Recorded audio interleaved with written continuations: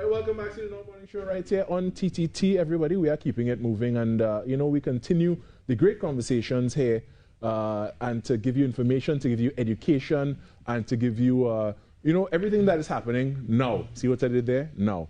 Now, I just want to remind everyone to continue exercising the health measures that have been put in place. It's been like 16 months now. We should know what they are, but just in case you need a reminder, because there are some people that need a reminder sometimes. Ensure that you wear your mask properly in public, keep your physical distance, wash your hands, when you go into and out of establishments and doing things along that line. So continue to keep yourself safe, keep your family safe, keep your loved ones safe, and if you so choose to vaccinate as well. Well, that's $1 million question, because we're wondering now, should vaccines be made mandatory? Right? The question has risen up in many circles, and everybody's been discussing it. And the Prime Minister himself said at this point in time he does not see the need for it, and it's not a government position. And people have been saying it can't be because that would be illegal. And this morning, let's find out a little bit more about it. I want to welcome Law Professor Rosemary Bell Antoine to join us this morning and discuss whether or not it's legal for us to make vaccines mandatory. Good morning. Good morning. How are you? Thanks for being here. Well, it certainly is not illegal. Right. And I believe that the Prime Minister said that if the context changes, he's willing to do so if necessary. And I agree with that position, that it's all about context.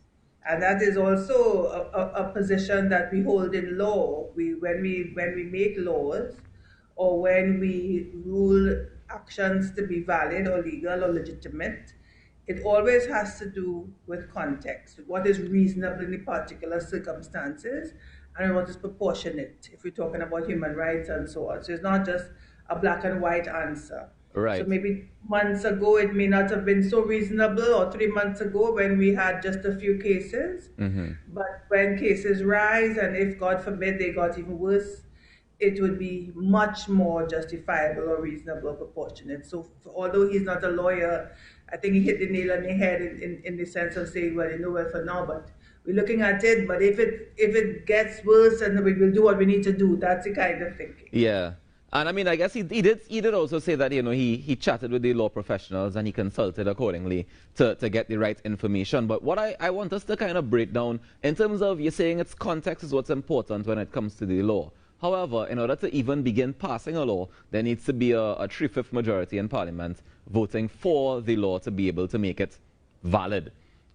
Not all laws, just laws that have to do with our fundamental human rights or constitutional rights. Those you need a special majority under Section 30, not all laws. Okay, but this one would fall under that category, yeah?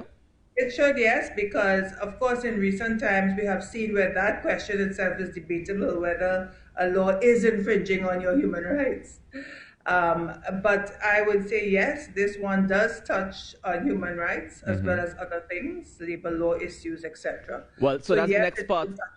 That's the next part of it. And people have been saying, you can't come back to work here unless you're vaccinated. Is that a breach of any of the labor laws that currently stand? No, none at all. The persons, human beings, including employers, are not precluded from doing something simply because there isn't a law that says you should do it. It's the other way around. We are free human beings, and similarly, employers have quite a measure of freedom to do things unless the law prohibits it. So unless there's something that prohibits it, and in this case, again, it would come down to, obviously, I expect it will be challenged, as it has already begun to be in other parts of the world.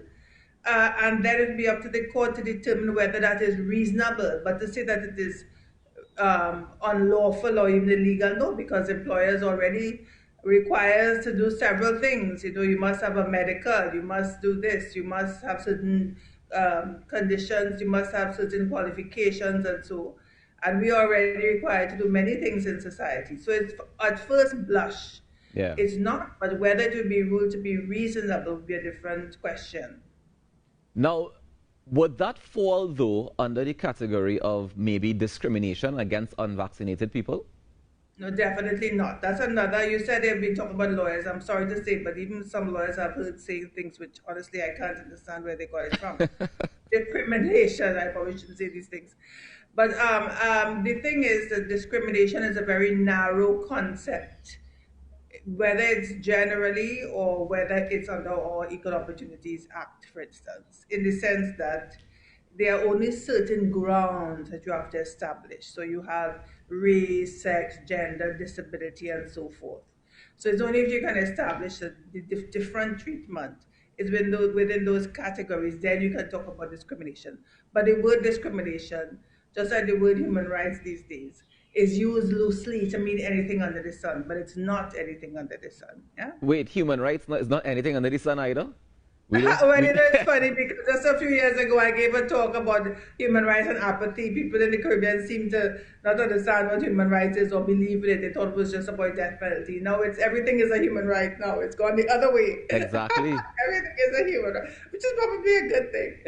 But yes, so it would have to be, in terms of the employers, you would also have to consider, I know we talked a lot about, I've been hearing talk about terms and conditions, but I would say also that the employer has a duty. There is a term about health and safety as well, that he has a duty to ensure there's health and safety in the workplace.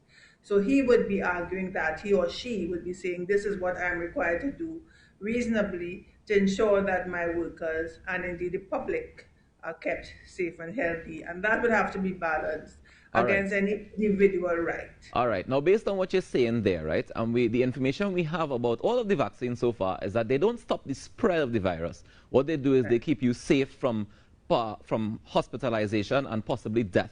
So they keep you safe from those things, but not from spreading it. So an argument can be made possibly for people saying, well, even if I get vaccinated and I contract the virus, I can still spread it at work. Yes. Well, that's a better argument than simply saying I have the right to do whatever I want with my body, because obviously we don't. If we look around, we have never had that quite so.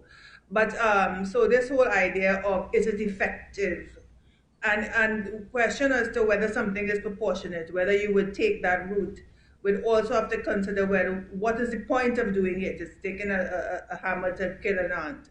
But what I would say to you is that is a little bit of misinformation too, because I've been on forum with medical professionals and scientists and so. It does have an impact on transmission, not as much as say the polio and so on, but also what it does, it reduces viral load. Right. So that even if I were to get it, my ability to transmit is less. This is what the science is saying. And again, the courts would look at scientific information. They wouldn't look at what all the conspiracy theories are saying. So I think it's a good point generally, and even myself was saying, but if it's not going to, if it's still going to transmit, but no, it does make an impact on transmission as well. And if people were to say be dismissed as a result of not being vaccinated, would there be any sort of recourse? Well, I draw the line there, although I do believe that it is not unlawful to have a compulsory requirement to vaccinate, especially in certain high-risk occupations. That's my view at this point, like say healthcare workers and so on. At the same time, I differ to the few, but there's one big case that came out of the US already, which confirms what I've been saying. It came out after I had been writing. But it confirms that whole thing about, yes, you can require compulsory requirement. But they also said, well, no, you are free to dismiss. You know, if you don't want to take the vaccine, too bad for you. We're not forcing you, but you can't work here, which effectively is dismissal. I would say no in our context, only because I think our standards in terms of dismissal in the Caribbean and in Trinidad and Tobago are a bit higher than in the US. And also because in terms of the human rights argument that I mentioned, although employers, the private context, there's very no human rights going on there, but we don't have time to explain that. But nevertheless, I don't think it's a proportionate response to dismiss someone who doesn't want to take a vaccine, especially in this context. And it's not very humane either. Because we know people are confused and fear. So I think you can do other things. You can ask them to take a test, for instance. So maybe make testing before you come to work, or regular testing happen. Exactly. And of course, all of the safety protocols. Someone. Right. Yeah. And I mean, if you had absolutely no choice, even if it's a high risk occupation. Well, what I would say, you would always have exceptions. Right. Religious would be one, medical, we know those. I think, yes, even it is a difficult question because I don't think you could say that you could never fire someone either. There might be situations where an employer or the state, if that's the employer, has no choice. But as a general principle, I would say no, it is unreasonable to dismiss. Use the other measures, isolate, homework, take the testing, all of these other things. But I am not going to say outright that there aren't exceptional situations where the employer has no other alternative. And what is the employer to do? That kind of situation could arise. All right. So basically, employers need to just be a little bit more understanding and figure out the best path forward for everybody involved. Yes. I know they don't want to do that. It's not the easiest route. People prefer to have a law tell them what to do. But in this case, I think it's a gray area, lots of gray areas. We have to really assess, balance, say, okay, what can we do? This might be inconvenient, but we should do it, and so forth. So you see, just like wearing your mask and washing your hands, it kind of just comes down to individual responsibility for each organization. A lot of it is right now. I would agree. All right. Well, I want to thank you so much for joining us this morning and sharing this information with us, shedding some light on it, because I think a lot of people had questions about, you know, how legal it is to make vaccines mandatory. If I don't want to take it, I don't want to take it. And if I want to take it, I will go and take it. So I want to thank you so much for joining us this morning, Professor, to share this information with us.